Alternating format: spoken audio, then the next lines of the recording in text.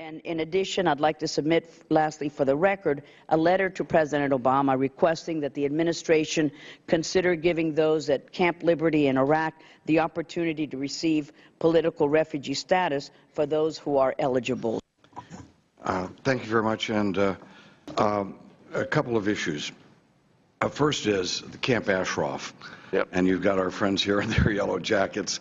It is very clear that their group in Iraq have been attacked and murdered in great numbers and on several occasions, and that the current government of Iraq is either in collusion with these murderers or at least they're turning their back and letting this happen. I have a piece of legislation, H.R. 3707, which would grant asylum to these people at Camp Ashraf who are obviously in danger. Is the administration supporting this concept and this legislation?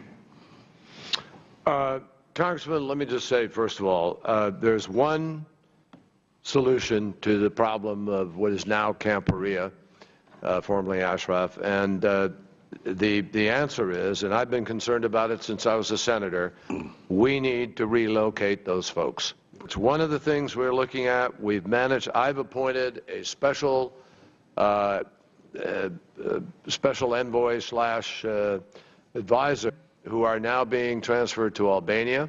We have another about 100 going to Germany. Okay. And we are now looking at the process here internally. We're working with UNAMI, with UNHCR, the government of Iraq, other relevant authorities. But right now, the White House, Department of Homeland Security, and other relevant agencies are looking at how many we might be able to I would hope that within 30 days, if all these things that you've talked about have not come to fruition, that we decide to act and bring them here so that at least they'll be safe. Otherwise, the blood of these murdered innocent people are on our hands.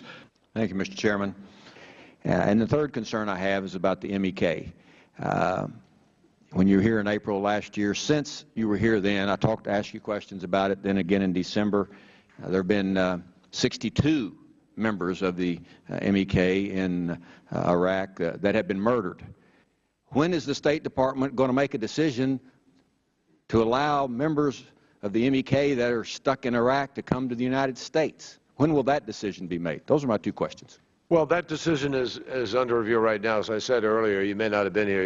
I know what you said earlier, that it's under review, but when are you going to decide to make the decision to either allow them to come in or not come in? Homeland Security and the White House and other agencies, Justice, for instance, are engaged in an analysis of, whether or not that can be done based on our judgments with respect to how many and whether it works.